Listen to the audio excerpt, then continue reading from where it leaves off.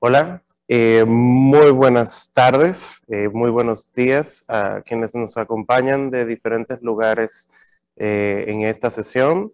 De parte del Fondo Educativo de la Sociedad Internacional de SIDA y también de la Asociación Panamericana de Infectología en esta tercera y final sesión del simposio, les doy las más cordiales bienvenidas. Yo soy el doctor Robert Paulino y estaré moderando en esta sesión que tiene como tema, vamos a enfocarnos en lo que es importante, poblaciones clave y las próximas generaciones.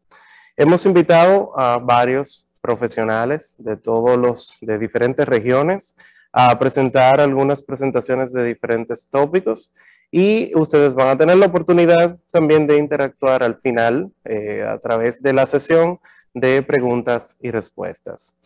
Vamos a aprovechar y hablemos de algunos elementos que tienen que ver con la regulación de esta sesión. Actualmente, todos los participantes están muteados, no van a poder tener los micrófonos encendidos. Noten que por favor hay interpretación en inglés, en español y en francés, que está disponible para todos los que están conectados de vía remota.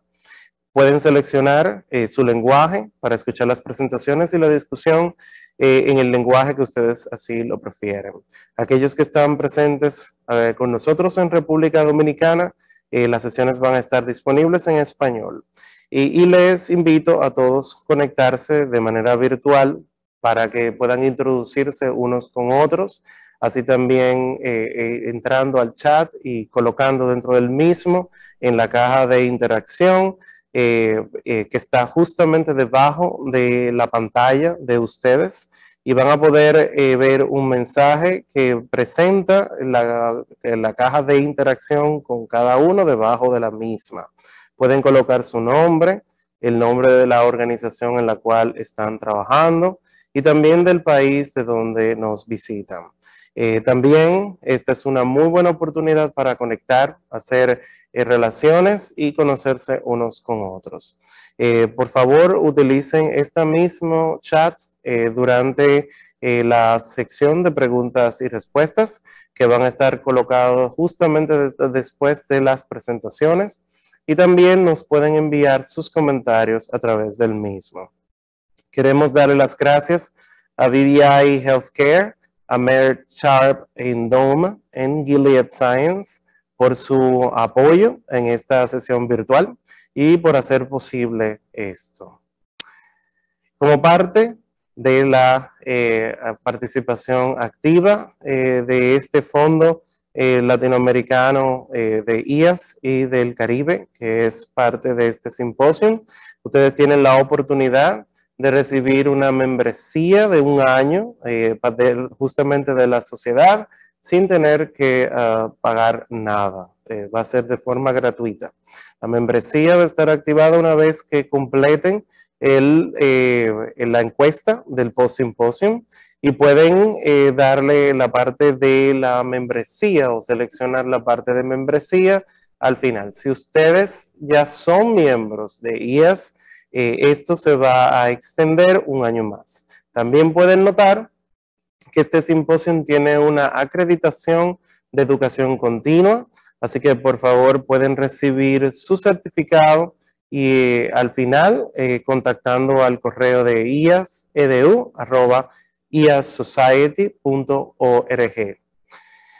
Vamos a introducir brevemente a algunos de los miembros. Queremos resaltar que desafortunadamente el doctor Carlos Rodríguez Díaz no va a estar presente con nosotros el día de hoy por algunos asuntos técnicos que no le permitieron en este mundo virtual poder participar con nosotros. Por lo tanto, recibimos sus disculpas. Como parte de eso, va el programa a cambiar ligeramente para poder acomodar las presentaciones, tanto mía como de mi gran amigo Ivan y del doctor Willy Dunbar. Brevemente, quiero introducir a nuestro primer presentador, el doctor Willy Dunbar.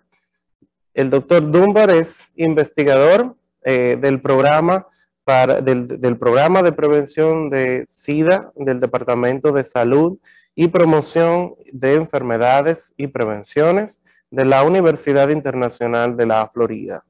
Él está trabajando actualmente en diseños y evaluaciones de intervenciones en estudios comportamentales, buscando o enfocados en poblaciones marginalizadas y de minorías, individuos que han tenido algún impacto o que han recibido algún impacto por la epidemia del VIH. Como especialista médico en enfermedades infecciosas, obtuvo su doctorado en salud pública de la Universidad Libre de Bruselas, en Bélgica. Su investigación de doctorado analizaba el impacto del estigma y la discriminación en enlaces o conexiones a través del continuo de atención para hombres que tienen sexo con hombres y a través de una teoría basada en el realismo. Después de ser parte de FIU, el doctor Dunbar sirvió como coordinador del programa de VIH en GAISCO, en Haití, y actualmente va a disertar con su presentación el día de hoy acerca de los hombres que tienen sexo con hombres en Haití y Latinoamérica y el Caribe. Doctor Dunbar, muy bienvenido a esta sección. A pleasant good day, everyone. Buenos días a todos. Gracias por estar acá en este simposio donde hablaremos acerca de temas clave relacionados con el VIH en América Latina y el Caribe. Estoy encantado de poder participar en este simposio para, como dije antes, compartir conocimientos, hablar acerca de temas claves y medidas para estas regiones. Mi nombre es Willy Dunbar, soy especialista en enfermedades infecciosas, tengo un doctorado en salud pública, actualmente soy investigador asociado en la FIU y académico invitado de la Universidad Libre de Bruselas. Anteriormente trabajé en los centros Gesquio en Puerto Príncipe, Haití. En mi presentación hablaré acerca de VIH entre HSH en América Latina y el Caribe. Acá tenemos la agenda. Hablaré acerca de la epidemiología del VIH entre HSH, algunos factores que están por detrás de la epidemia de VIH, respuestas regionales y nacionales, desafíos persistentes y conclusión. En cuanto a la epidemiología del VIH entre hombres que tienen sexo con hombres en esta región, tal como podemos ver en los datos, más de 2 millones de personas viven con VIH y la prevalencia en el Caribe es de 1,1% y en América Latina 0,4%. Y tal como podemos ver, el 61% de las personas, es decir, más del 60% de las personas infectadas, están siguiendo un tratamiento antirretroviral. Si comparamos estos datos con la prevalencia entre HSH, vemos que hay una variación entre 1,2 y 30,6 en el Caribe y América Latina. Y en cuanto a nuevas infecciones en América Latina, los HSH representan el 41% en 2017 y en el Caribe casi un 25%. Hay muy pocos datos de calidad sobre prevalencia de VIH entre HSH en la región, debido a que hay muy pocas muestras y además hay información muy limitada acerca del subgrupo. Y sin embargo, podemos ver pasos importantes en países en los que antes, obviamente, no había datos acerca del VIH entre HSH. Y también nos interesa el continuo de atención del VIH. Y como pueden ver en el análisis, la situación está lejos de ser óptima.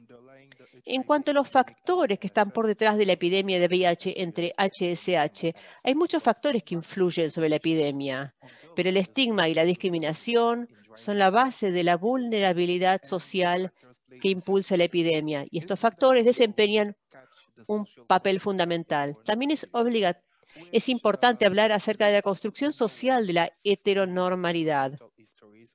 que ha contribuido a generar a lo largo de la historia este estigma entre HSH. Esto también refuerza el rechazo, el ostracismo y la discriminación. Y cuando llegamos al concepto de heteropatriarcado, que es central en esta región, vemos que se ha conformado a lo largo de una historia de esclavitud, colonialismo y también un nacionalismo post-emancipación. Esto también refuerza e internaliza el estigma percibido. Hay un estigma generado también por normas religiosas y sociales, y por lo tanto para los HSH es difícil vivir en la sociedad y acceder al tratamiento. La adopción de una vida heterosexual socialmente aceptable a veces extiende el VIH a la población general. Y sabemos también que hay violencia contra los HSH en la comunidad, que a veces las fuerzas policiales pasan por alto. Y también tenemos un acceso limitado a la prevención dirigida a HSH. El apoyo psicológico y las pruebas y acceso a las pruebas es limitado, al igual que la atención médica. El problema también es la confidencialidad. A veces el subgrupo de HSH tiene temor de acercarse a los hospitales y a otros servicios de salud debido a los problemas de confidencialidad de la información. Y también en nuestras investigaciones registramos algunas actitudes de proveedores de salud que marcan estigma hacia los HSH. Con respecto a la pandemia por COVID-19, vemos que estos factores se ven reforzados durante la pandemia.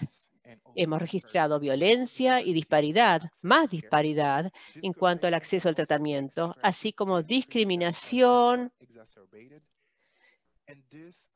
que se ve exacerbada, y esto ha tenido un impacto sobre los servicios de VIH. Por lo tanto, debemos desarrollar mejores herramientas para las minorías sexuales durante esta época de pandemia y también debemos prepararnos para próximas pandemias potenciales.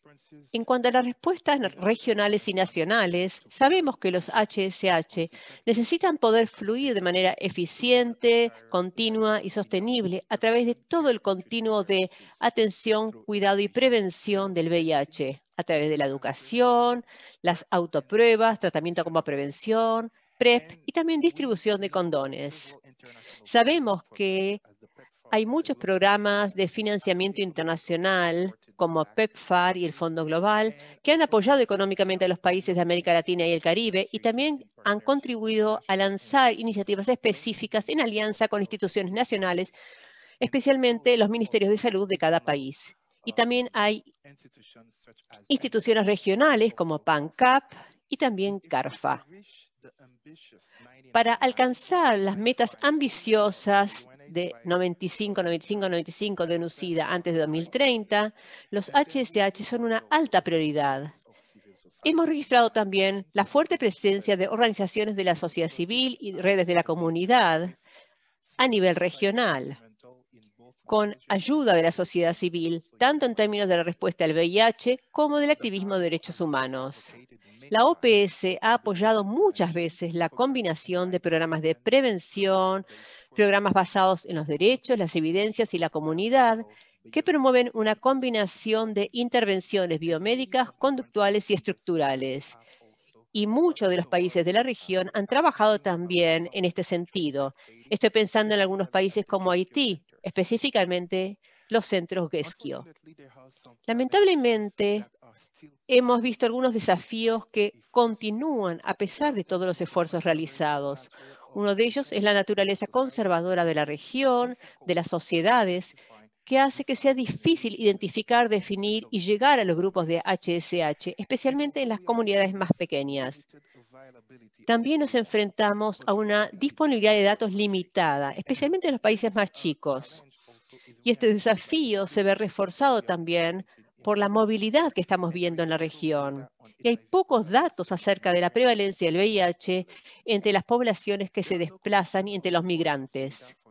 No hay datos recabados o informados sobre los subgrupos de poblaciones aisladas y estigmatizadas que con frecuencia se enfrentan a varios riesgos y vulnerabilidades. Hay barreras para las pruebas, para los análisis, siguen siendo muchas las barreras. Muchas están relacionadas con el estigma y también hay dificultades en cuanto al acceso al tratamiento debido a razones económicas. Algunos países, especialmente el Caribe angloparlante, tienen leyes antihomosexuales muy agresivas. Incluso en Haití se ha aprobado una ley que prohíbe el matrimonio homosexual. Esto refuerza el estigma de la comunidad HSH. La debilidad de los sistemas de salud continúa siendo un desafío que impide el acceso y la sostenibilidad de los servicios, especialmente en los casos en los que se establecieron sistemas de provisión de servicios paralelos para VIH. Hay otros problemas, entre los que se incluye la migración intra- e interregional. Tal como sabemos, la región de América del Sur es una vía de migración hacia América del Norte, específicamente Estados Unidos y Canadá. Y también hay altos niveles de movilidad transnacional y migración de retorno. Este es un verdadero desafío. Muchos países continúan enfrentando deficiencias en la capacidad de investigación y también deficiencias en cuanto a convertir los hallazgos de recomendaciones que se pueden aplicar al desarrollo de políticas y programas. La vulnerabilidad que resulta de la falta de diversidad económica y la dependencia de los organismos de financiación y donantes que aporten a programas de VIH se combina con una capacidad institucional limitada. Y también debemos considerar la pandemia por COVID-19, con la limitación de movimiento y también una mayor estigmatización y discriminación hacia las minorías sexuales. Hemos visto las respuestas regionales y nacionales. Analizamos los desafíos que aún enfrentan los países en la región y podemos decir que en la era de la pandemia, las restricciones en cuanto a los derechos a la libertad personal y la seguridad solo pueden imponerse en determinadas situaciones. Y esto lo hemos visto en todo el mundo. Se deben cumplir guías claras y estrictas, establecidas y que cumplen con las normas de derechos humanos internacionales. Y esto se aplica específicamente a esta región. La región de América Latina y el Caribe debe ahora alcanzar un equilibrio entre responder directamente a la pandemia de COVID-19 y, al mismo tiempo, resolver el tema de la vacunación y de las nuevas variantes potenciales. Y al mismo tiempo se deben mantener servicios de salud esenciales a nivel nacional, regional y local. Sí que hay fuertes alianzas entre las instituciones que trabajan en la región. Finalmente, para poner un fin a la epidemia del SIDA antes de 2030, la comunidad global deberá definir las expectativas en cuanto a tolerancia y solidaridad. Los HSH, como sabemos, ya no pueden quedar afuera en la era de las metas de desarrollo sostenible con el eslogan "no dejar a nadie atrás". Y mientras tanto, seguimos trabajando por un mundo sin VIH. Muchas gracias. Merci beaucoup. Thank you so much. Muy bien. Muchísimas gracias, doctor Dunbar, por esta maravillosa presentación. Para continuar con nuestro programa en esta tercera sesión del simposio, voy a hacer mi presentación en el día de hoy.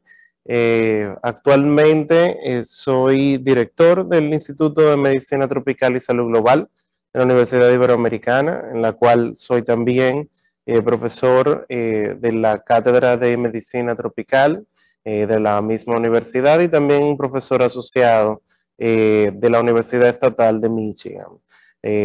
Solía ser parte del Comité de Emergencia para la COVID-19 en la República Dominicana y soy actualmente médico y microbiólogo con un fellowship en enfermedades infecciosas del Presbyterian Hospital en Nueva York.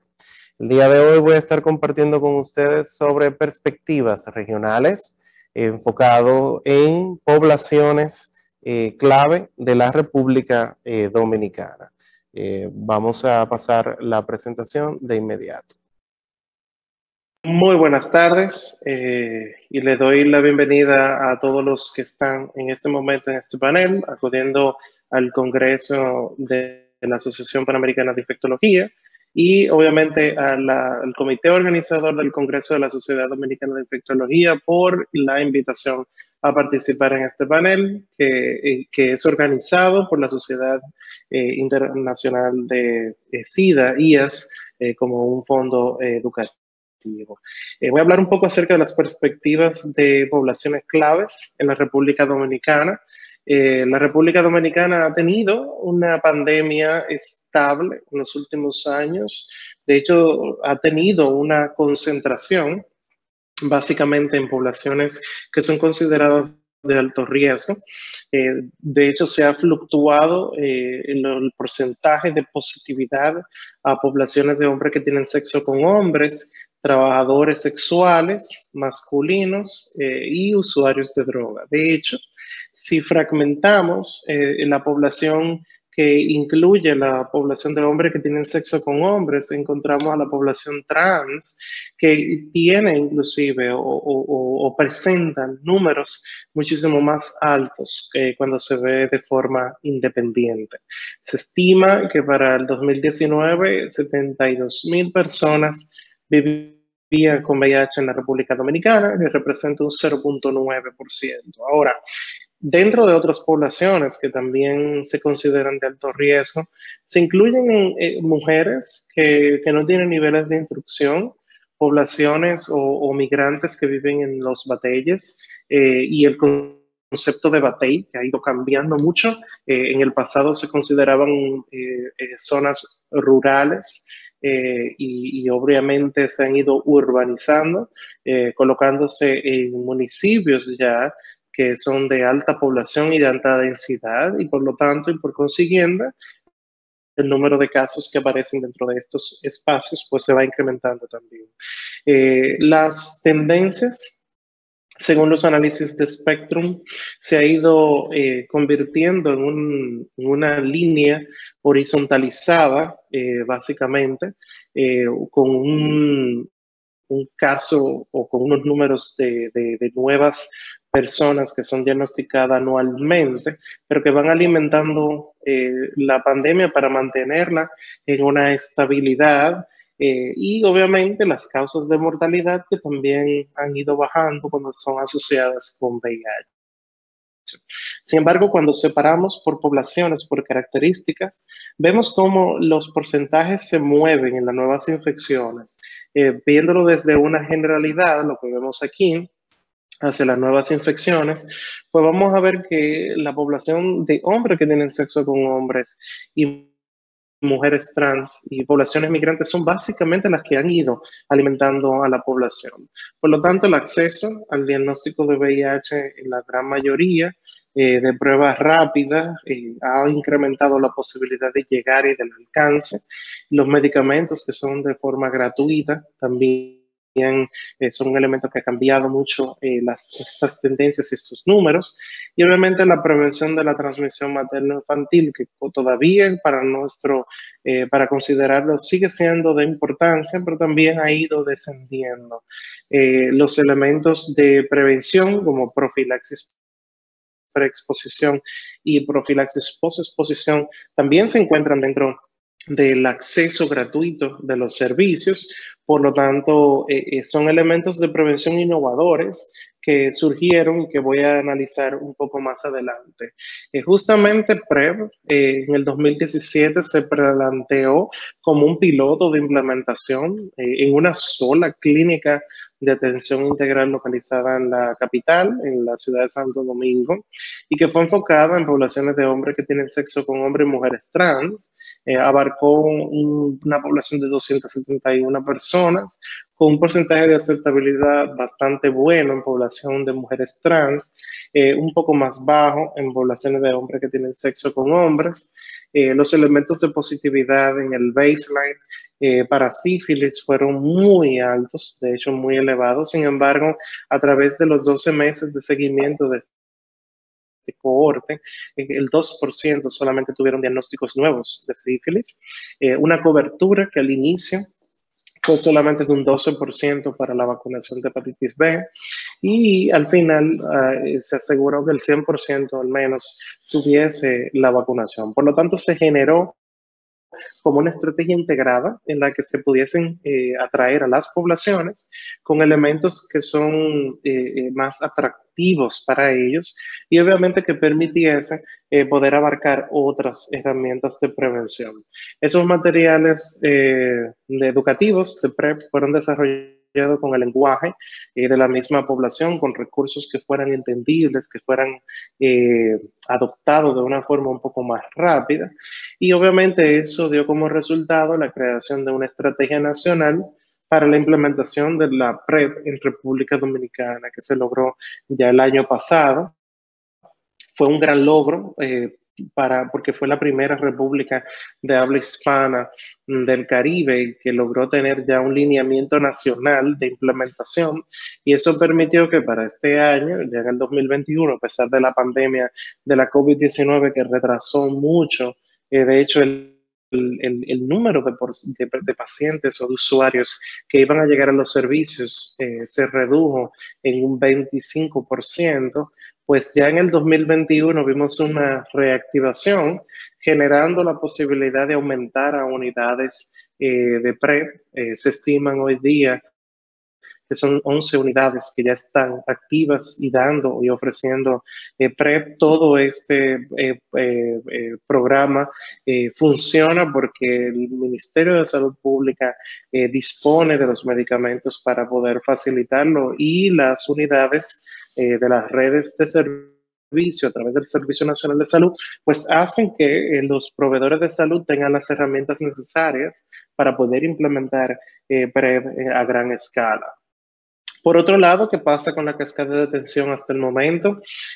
Bueno, pues entendemos que más de un 100% de las personas que ya tienen un diagnóstico, estas son estimaciones que obviamente deben de, en cierto punto, revisarse por la duplicidad de que algunas veces se generan dentro de los sistemas, pero es interesante cómo el 100% de todos los casos de estimación de población que vive con VIH ya está dentro de los servicios de salud, al menos en las estimaciones que se tenían para el 2019, habría que revisar para el 2021 si se ajusta, pero es más o menos la cascada oficial que tenemos en la actualidad. De ese 100%, el 88% inició tratamiento antirretroviral y un 75% tenía una carga viral no detectable. Nos faltan dos elementos fundamentales para poder llegar a la meta del 90-90-90. En el caso del inicio de antirretrovirales y la carga viral, dos elementos que tienen mucho que ver. Obviamente, uno, por la disponibilidad o la disposición de la población para el inicio del tratamiento y el seguimiento, obviamente. Y segundo, la disponibilidad de las pruebas que el año pasado se vieron afectadas porque el Laboratorio Nacional Dr. de Filló, que es el centro de referencia, pues se convirtió en un laboratorio de diagnóstico de COVID-19. Por lo tanto, eso se vio sustancialmente afectado en la provisión del servicio de PCR para VIH. Y obviamente, si no tenemos los datos, pues vamos a tener una ausencia. No necesariamente significa que el paciente que se está tomando sus medicamentos no tenga una carga viral no detectada, sino que no lo estamos simple y llanamente midiendo. Hemos del 2010 al 2017 reducido el porcentaje de nacimientos con VIH de un 14 a un 10%, el número de mujeres seropositivas que recibieron antirretrovirales durante el embarazo aumentó desde un 41% a un 87%, se implementó el tratamiento para todos, empezó PrEP, como les mencionaba, como estrategias de prevención, y obviamente estamos trabajando ahora sobre la campaña de indetectable, intransmisible, para poder darle las herramientas de empoderamiento a la población para que obviamente enganche con las estrategias que estamos llevando a cabo como país y también obviamente para responder a las estrategias globales de respuesta al VIH. Nos quedan pendientes temas como el estigma y la discriminación hacia poblaciones específicas que tenemos que abordar. Nos quedan todavía los temas de centralización de los servicios especializados como por ejemplo las pruebas moleculares. Nos queda todavía el incremento o la permanencia de las unidades que ya están funcionando, pero que en un momento se vieron afectados por la pandemia y que ahora deben de reactivarse. Para cerrar, un mensaje que encontré en estos días en una de las páginas de IAS, que hablaba sobre cómo la COVID-19 había afectado la respuesta a esta pandemia. Llevamos 40 años en la lucha contra el VIH. Tanto los éxitos como los fracasos nos han enseñado que no podemos prepararnos para una pandemia o vencerla a menos que derribemos las desigualdades. Promovamos enfoques centrados en las personas y basados en los derechos y trabajemos junto con las comunidades para llegar a todos los que necesitan. Winnie Byanyima decía esto como un cierre, y yo creo que resalta los elementos que la República Dominicana todavía tiene pendiente sobre la universalidad de los servicios, no porque se ofrezcan, sino por asegurar que los espacios generen confianza en todas las poblaciones de mayor interés. Termino aquí y estoy abierto a preguntas en el momento que surja la oportunidad. Muy bien. Es para mí, como parte del programa, continuar e introducir a un gran amigo, a Ivan Cruikshank. Ivan es el coordinador de abogacía y de políticas públicas de la Coalición de Comunidades Vulnerables del Caribe en la bella Jamaica. Iván va a estar presentando el día de hoy sobre los jóvenes, sobre los adolescentes y el acceso y el conocimiento sobre técnicas de prevención en la región de Latinoamérica y también del Caribe. Iván, muy bienvenido el día de hoy.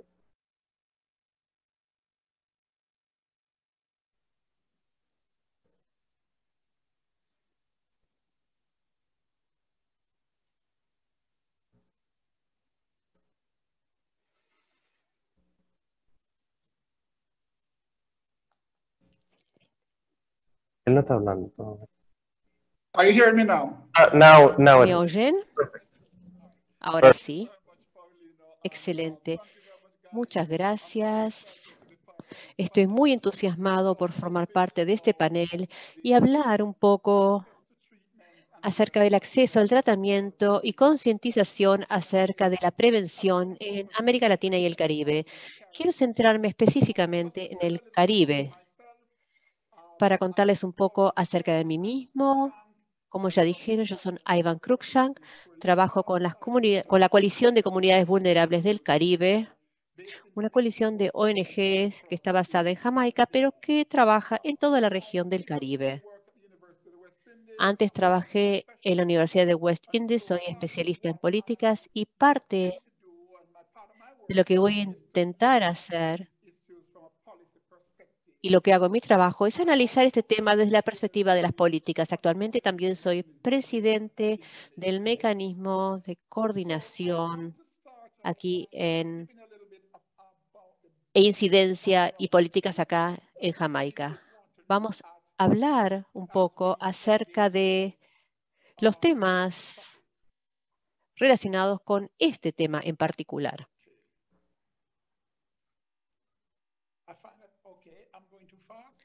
Muy bien. ¿Estoy yendo demasiado rápido? ¿Vamos mejor? Muy bien. Un par de observaciones. Esta presentación se centra en adolescentes y hemos visto que hay muy pocos datos sobre los adolescentes específicamente. Entonces, utilizamos la palabra adolescente para referirnos a los jóvenes en general, adolescentes entre 10 y 19 años de edad, que representan del 9 al 12% de la población del Caribe. Y estamos hablando aquí del Caribe angloparlante, Cuba, República Dominicana y los territorios en el extranjero que están alineados con CARICOM. También debo señalar que la subregión tiene la incidencia más alta de VIH-Sida fuera de África. Y esto nos dice algo acerca de la prevención, la intervención y el acceso a los servicios de tratamiento y prevención. Los jóvenes, incluidos los adolescentes, en base a los datos, están en el epicentro de la epidemia de VIH en la región. Y sabemos a partir de los datos que los jóvenes son una población clave que tiene un mayor riesgo de contraer VIH. Y hay un riesgo más alto entre los adolescentes. También consideramos la tasa de fertilidad adolescente en la región, que es la segunda tasa más alta del mundo, aproximadamente 60,2. Con respecto a la prevención, lo que observamos es que la educación de salud y vida familiar es el punto de ingreso para iniciar el trabajo de prevención de VIH y la educación sexual integral. Tenemos entonces que trabajar más en este sentido. Hay una serie de factores que predisponen a los adolescentes a una conducta sexual de mayor riesgo. Y estos factores incluyen la pobreza, desempleo, uso de alcohol y sustancias, violencia y desigualdad de género.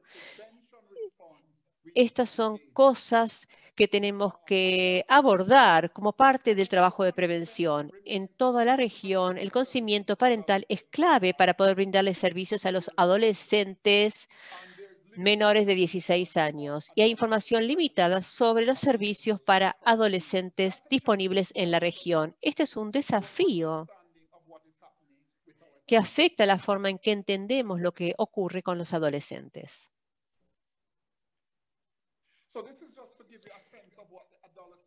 Esto es para que tengan una idea de la tasa de embarazo adolescente en los países. Pueden ver que llega a ser 90 en Bahamas y 30 y pico, perdón, 90 en Guyana, 30 y pico en Barbados. Fíjense, o Bahamas, que en toda la región tenemos una tasa de embarazo adolescente bastante alta.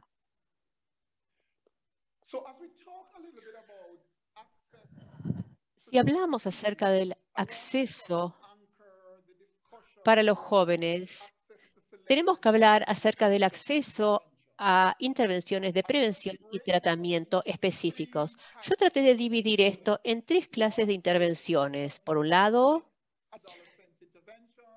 intervenciones específicas de VIH para adolescentes. Por otra parte, tenemos intervenciones multidisciplinarias y luego también tenemos que hablar acerca de cómo están representados los adolescentes en los mecanismos de coordinación regionales y nacionales y en las respuestas para que puedan tener acceso a los servicios. Entonces, hablamos de cuidados, tratamiento y pruebas de VIH, y esto incluye apoyo psicosocial. Nosotros, a partir de los datos, sabemos que los jóvenes, los adolescentes, no tienen acceso de calidad continua a servicios de prueba de VIH.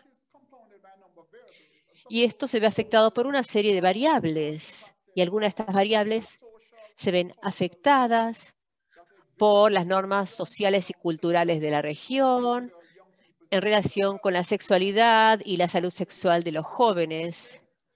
Este es un tema que debemos abordar. También hay un contexto muy conservador en el Caribe que desalienta las intervenciones bien establecidas para jóvenes adolescentes en general. Entonces, lo que vemos es que en los lugares en los que se prestan estos servicios se limitan por el consentimiento parental y los proveedores de salud solo pueden interactuar con los jóvenes si se cuenta con este consentimiento. También hay cuestiones relacionadas con los valores y expectativas familiares, expectativas de los padres, de los docentes, relacionados con la sexualidad el embarazo y la violencia. Estos temas también afectan la forma en que los jóvenes y especialmente los adolescentes acceden a servicios o intervenciones específicas para VIH. También observamos, a partir de los pocos datos que tenemos, que la información limitada y el acceso restringido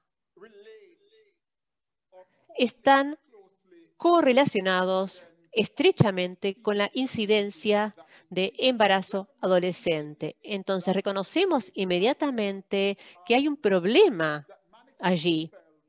Y este problema se manifiesta en la tasa de embarazo adolescente que observamos en el Caribe.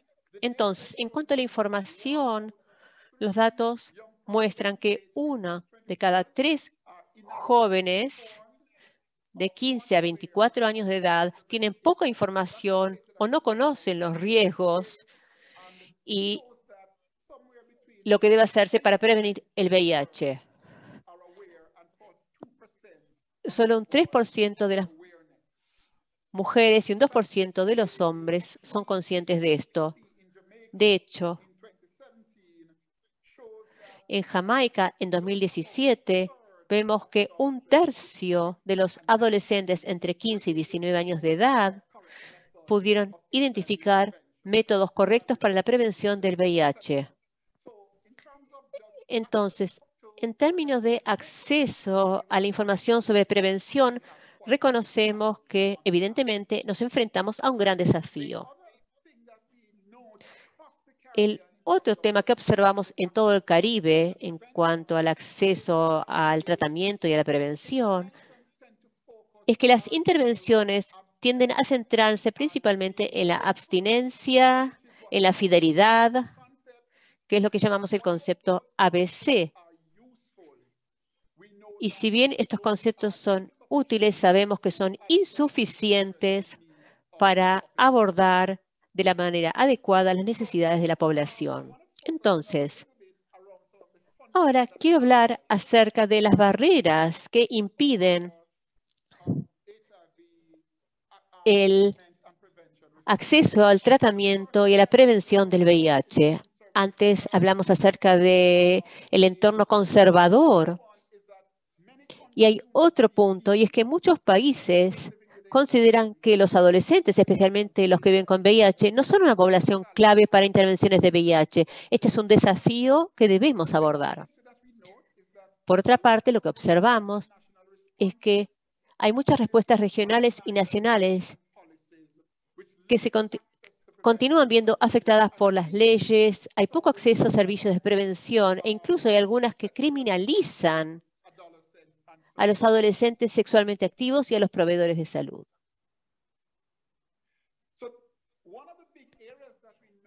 Una de las áreas que observamos en la respuesta es que la brecha entre la edad de consentimiento sexual, que es de 16 años en la mayor parte de los países del Caribe, y la edad a la cual los adolescentes pueden acceder a los servicios de salud de manera independiente, es diferente, son 18 años de edad. Por otra parte, muchas veces la educación sexual integral se combina con la agenda de LGBT y esto crea obstáculos para implementar la ESI y también los servicios de información sobre salud y vida familiar.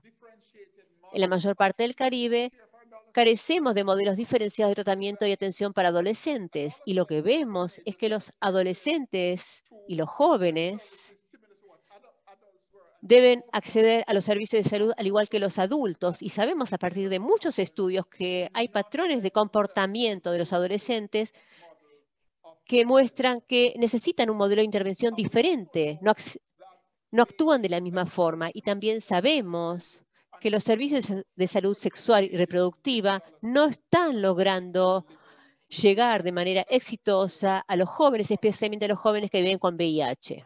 Esto es lo que vemos en la región. Finalmente, quería plantear el siguiente tema. ¿Cuáles son las áreas que debemos abordar? Creo que es necesario hacer una revisión de las leyes y políticas que limitan el acceso a los servicios de salud sexual y reproductiva para los jóvenes. En particular, es necesario permitir que puedan acceder a los servicios utilizando algunas cualidades específicas, y nosotros, los proveedores de salud, tenemos que poder brindarles servicios. Tiene que haber una cierta protección para que los proveedores de salud puedan brindarles servicios de salud a los jóvenes y adolescentes. Es necesario también implementar intervenciones sociales y de salud en función de la edad, que van más allá del VIH y que están vinculadas con centros comunitarios que son aceptables a los que los jóvenes, aceptables en función de que son lugares a los que los adolescentes pueden recurrir y que no implican un problema de acceso para los jóvenes. Es necesario aumentar el acceso a las intervenciones de tratamiento de VIH abarcativas para jóvenes y adolescentes que viven con VIH. También reconocemos que es necesario desarrollar y llevar a cabo y enviar mensajes positivos sobre salud y sobre sexo utilizando nuevas tecnologías y abordajes para que los jóvenes se sientan seguros y puedan interactuar con nosotros.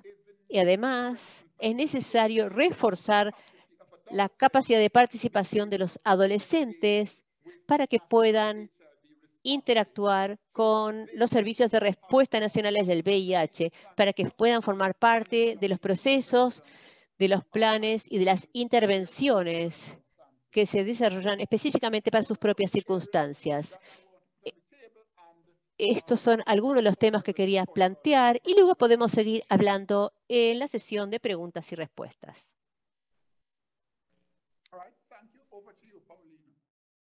Muchas gracias, Paulina. Le doy la palabra. Muchísimas gracias, Iván, por esta maravillosa presentación. Ahora vamos a permitirnos movernos hacia las preguntas a los participantes. Por favor, pueden hacer sus preguntas en el chat para poder empezar la discusión con los panelistas. Específicamente vamos a iniciar con Willy Dunbar. Aquí hay una pregunta referente a si podrías, por favor, compartir con nosotros un poco más de detalles sobre por qué razón el estigma y la discriminación se ha incrementado durante el periodo de esta pandemia de COVID-19, específicamente en poblaciones LGBT. Y si hay algunas situaciones o tú has podido observar algunas situaciones que han podido incrementar el estigma que está relacionado con HCH y otras poblaciones en estos últimos eventos que se han podido observar recientemente.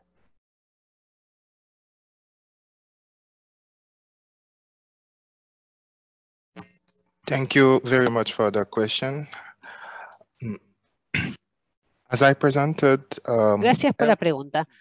Como dije antes, la comunidad LGBT siempre es estigmatizada y discriminada cuando pasa algo malo en la región o en sus países.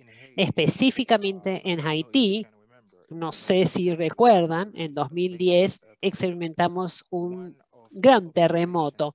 Una de las observaciones que hicimos en ese caso es que la población general empezó a culpar a la comunidad LGBT por el terremoto, diciendo que era un castigo de Dios por sus pecados. Entonces, ahora estamos experimentando lo mismo durante la pandemia, y esto es una observación que hice en mis investigaciones de doctorado en Haití y también hablando con colegas en otros países en el Caribe, también surgió esto. Este es uno de los motivos, ya que la comunidad LGBT y los HSH siempre son discriminados. También se piensa en ellos cuando se produce un desastre en un país o comunidad determinados. Muchas gracias por la pregunta. Creo que había una segunda parte de su pregunta que no logré entender. ¿Podría repetírmela, por favor? Sí, si tú has podido observar algún elemento específico, alguna situación que tal vez haya sido un detonante para incrementar el estigma relacionado a poblaciones HCH, es relacionado o que haya ocurrido durante la pandemia. Yes, exactly. As I said before, I explained the Sí, como situation. dije antes, ya expliqué la situación, pero una de las cosas que observé y cuando entrevisté a algunos HSH, bueno, ellos informaron que fueron discriminados por sus propias familias y como ustedes saben, hubo un confinamiento en algunos países y esta situación forzó a las personas a quedarse en sus hogares y también reforzó la violencia y las interacciones con miembros de la familia y también miembros de las comunidades que los discriminaban. Este escenario, el confinamiento, es una situación particular que podría mencionar como ejemplo para ilustrar el aumento de la discriminación contra los hombres que tienen sexo con hombres. Muchas gracias.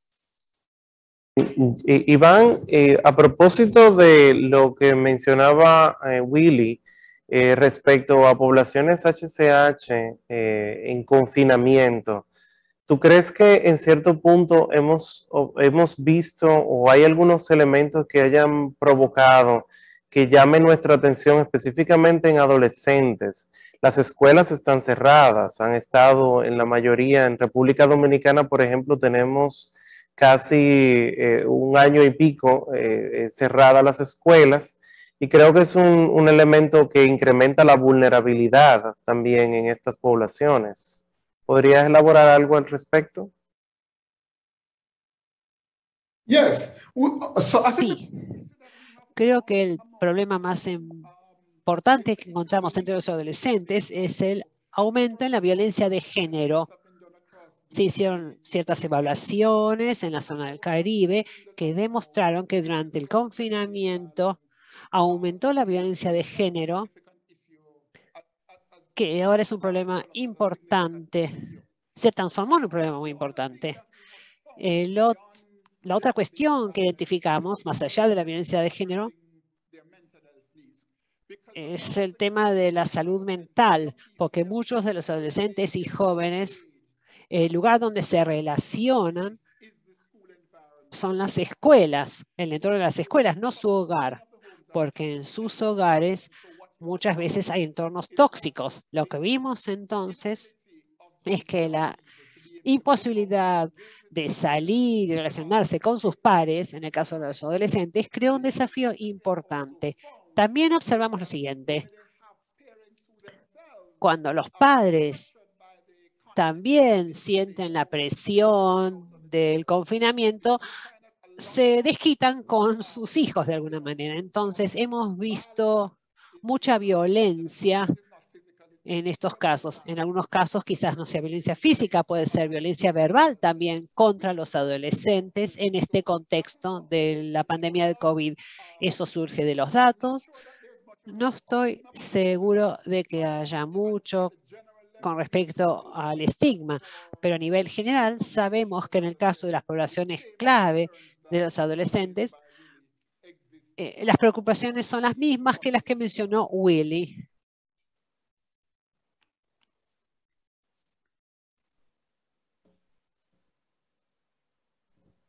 Muy bien. A propósito, nos acompaña en esta sesión Mayra Rodríguez desde COIN. Lamentablemente no pudo colocar su presentación por algunas cuestiones técnicas el día de hoy, pero aprovechando que estás con nosotros, Mayra, desde tu perspectiva de la salud mental en la práctica, ¿tú has visto algunos elementos que pudiesen estar relacionados con un incremento hacia el rechazo, específicamente en mujeres trans aquí en República Dominicana, que tal vez haya sido incrementado o potencializado después de la pandemia? Sí, buenas tardes. Muchas gracias al comité organizador y en particular a usted, doctor, por darme la palabra. En relación a este tema, nosotros hemos observado 3 elementos básicos con relación a la pandemia que ha agudizado el estigma y la discriminación. Fundamentalmente mujeres trans. Una está dada precisamente por la convivencia que tuvo el confinamiento, que hizo que la relación entre las familias se convirtiera en algo más tenso de lo que regularmente pasaba, por lo que desde nuestra perspectiva en las consultas en línea que hacíamos y después de la pandemia en consultas presenciales, vimos un aumento de la violencia en general basada en género, sobre todo fundamentalmente en parejas. Por otro lado, el tema de la situación económica en que muchas mujeres trans que viven del trabajo sexual se vieron limitadas totalmente por el tema obvio de no poder salir a buscar su dinero, a su trabajo. Hizo también que aumentara el estigma porque había muchos centros de trabajo que ellas se acercaban y no les daban la oportunidad. Entonces, la misma situación de no tener políticas públicas que resguarden a las mujeres trans, porque en nuestro país no está aprobada la ley de identidad y mucho menos aún sabemos que en el Parlamento no se ha aprobado ni siquiera la ley de la no discriminación por orientación sexual ni identidad de género. Sabemos que esto hace, obviamente, que desde el punto de vista de la salud mental, en muchas personas, sobre todo aquellas que tienen creencias religiosas, haya aumentado el rechazo porque la ven como personas que no quieren incorporarse socialmente y dar parte de sí. Y en este sentido, el hecho también de que haya tanta violencia entre parejas hace que en las familias y en la sociedad veamos un rechazo mayor. Además, estas vulnerabilidades asociadas hacen también que desde el punto de vista de salud y VIH, que estamos en un congreso como este, sabemos que apunten a que haya un mayor número de abandonos. En ese sentido, nos hemos tenido que apoyar mucho en las organizaciones de la sociedad civil para poder apoyarnos en hacer uso de el empoderamiento de estas poblaciones y que hagan uso de sus derechos desde el punto de vista de las políticas de salud, porque aunque se ha avanzado mucho, como usted decía, doctor, en su presentación, aún nos queda mucho por hacer en políticas de salud para que los espacios se conviertan en espacios amigables. Sí, perdón. Y de hecho, sé que COIN, el centro donde estás, ha hecho mucho trabajo de abogacía respecto a los derechos humanos en estas poblaciones. ¿Tú entiendes que eso pudo haberse incrementado durante o ha sido una constante tal vez? Sé que es transversal, que se ve desde el punto de vista de la salud, pero también desde el punto de vista de los derechos. Creo que es un elemento siempre a discusión, ¿no? Sí, muy interesante a lo que usted apunta, porque se está realizando abogacía y se ha mantenido a tal que todavía nosotros estamos profundizando desde el Observatorio de Derechos Humanos, en el cual nosotros tenemos dentro de COIN, capacitaciones a fiscales, capacitaciones a personal, no solo desde el punto de vista de salud, como usted decía, sino también desde el punto de vista legal, que apoyen las políticas públicas y que además el activismo mismo que ha estado haciendo los grupos LGBTIQ, pues han permitido y creo que van a favorecer que se visibilice más y que disminuya el estigma y la discriminación, porque esta es una carrera que se viene haciendo desde hace muchos años, como usted conoce, pero que es una carrera de relevo, le digo yo, porque cuando hay un grupo de personas capacitadas, comienzan otros y que son nuevos y que hay que empezar de cero. En ese sentido, estamos abogando, obviamente, porque los centros estén libres de estigma y discriminación. No hablamos de salud, sino de todos los espacios. Y que también las personas que tienen la opción de captar a personal para trabajar, si tienen el expertise que se necesita, pues que le hagan uso del derecho que tienen de poder acceder a todos los servicios. Por ejemplo, en PrEP, que usted hablaba, sabemos perfectamente que, aunque ya se ha extendido, fue una carrera también bien dura, porque tuvimos que apoyarnos mucho en la sociedad civil para que las personas acudieran a los servicios, y ya hoy PrEP creo que sobrepasa la demanda de la oferta que realmente tenemos.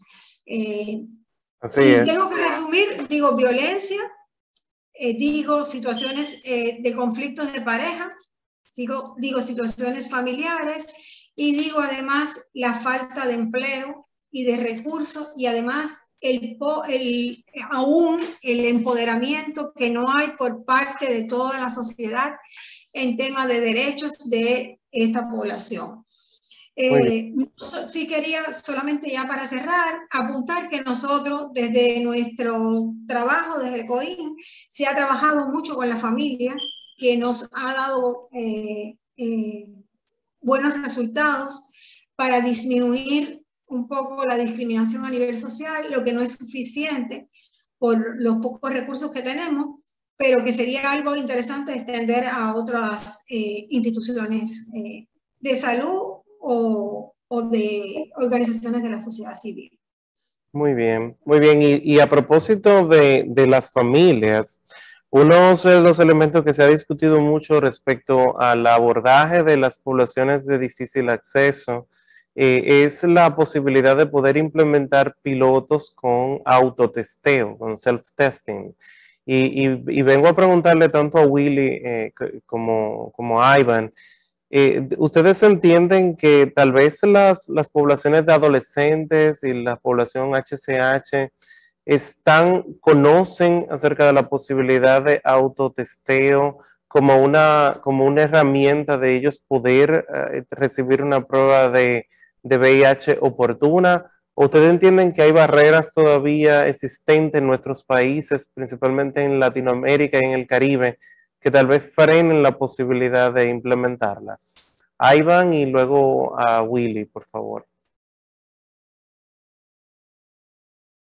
Yes, thank you for that question. Gracias por la pregunta.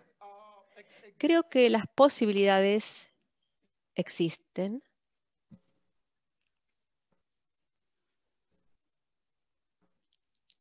¿Se frizó?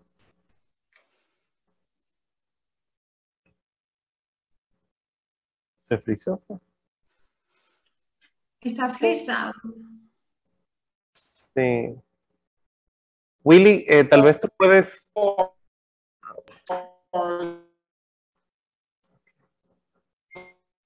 Sure. In terms of self-testing, Sí, I know en cuanto a las autopruebas, ¿volvió Ivan? Ok, muy bien. Te escuchamos, Ivan. Oh, I was just saying that there's a possibility to roll Solo out. quería decir que es posible implementar programas para grupos de 17 a 19 años de edad. Y de hecho, en este momento, en algunos países se están lanzando programas piloto para determinados grupos, y creo que los adolescentes de 17 a 19 podrían ser incluidos en esos grupos.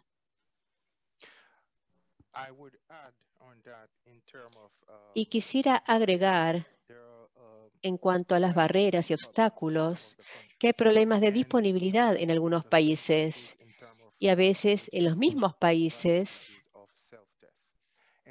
hay disponibilidad de pruebas para autodiagnóstico.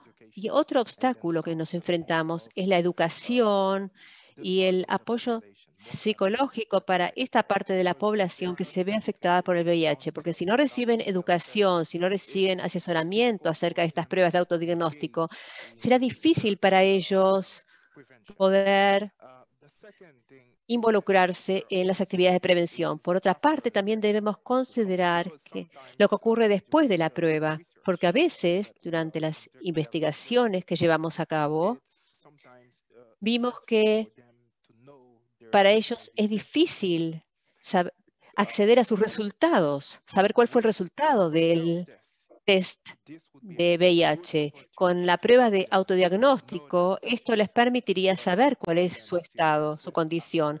Pero el problema continúa, ya que, ¿qué pueden hacer después con el resultado? Creo entonces que el principal problema que enfrentamos tiene que ver con la educación, el asesoramiento y otro nivel es la capacitación para los proveedores de salud y para los trabajadores que se desarrollan en la comunidad, porque los trabajadores de la comunidad específicamente pueden acceder fácilmente a estos grupos y también hay educadores pares o navegadores pares que los pueden atraer, que se pueden acercar y les pueden dar una oportunidad, una forma de acceder al tratamiento una vez que tienen el resultado de la prueba. Gracias. Sí, definitivamente la importancia dentro de estas estrategias está centrada justamente en involucrar a las comunidades. Yo creo que ustedes han puntualizado eso bastante y creo que es el punto central de nuestra sesión del día de hoy. No tenemos más preguntas por el momento. La verdad es que le agradezco mucho a Mayra, a Iván, a Willy por estas maravillosas intervenciones. Con esto vamos a concluir este simposio.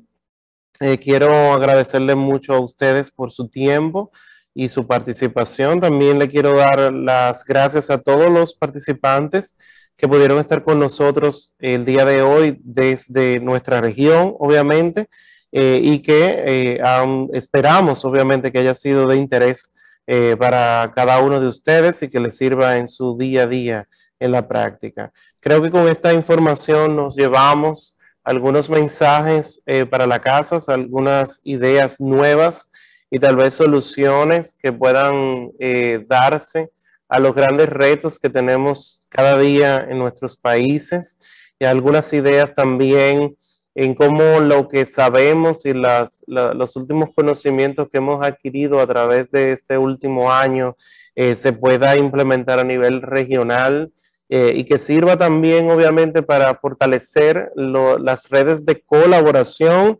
en las políticas públicas y en la práctica del VIH. Además también obviamente como todo esto repercute en mejorar las políticas y las prácticas que actualmente están impactando a nuestra región y que son responsabilidad de cada uno de nosotros, los que generamos abogacía para que cambien las realidades de nuestra población. Con esto quiero también aprovechar a los que están participando el día de hoy a compartir las grabaciones de las secciones del día de hoy con sus colegas que no pudieron estar con nosotros en vivo. Van a estar disponibles a través del acceso del Educational Fund de IES y pueden también conectarlo y compartirlo con sus grupos de trabajo. Le quiero dar las gracias al equipo de Gaysco por toda la ayuda que nos ha dado en la confección del programa de este simposio, también al equipo maravilloso del Educational Fund de IES que nos ha dado tanto ayuda y también al equipo del Congreso de API por tratar de ponernos a todos el día de hoy juntos en esta sesión. Pueden también, si tienen alguna pregunta, acceder al equipo de membresía de la Sociedad de VIH. Quiero, por último, recordar que participen en la evaluación que les va a llegar inmediatamente por correo electrónico al final del día. Y también, obviamente, recuerden que con esto pueden solicitar su membresía a la sociedad si están interesados en ser parte de la familia de IAS. Muchísimas gracias en cada uno de ustedes. Espero que estén bien en sus casas y que aquellos que no están puedan retornar a las mismas de buena forma. Muchísimas gracias.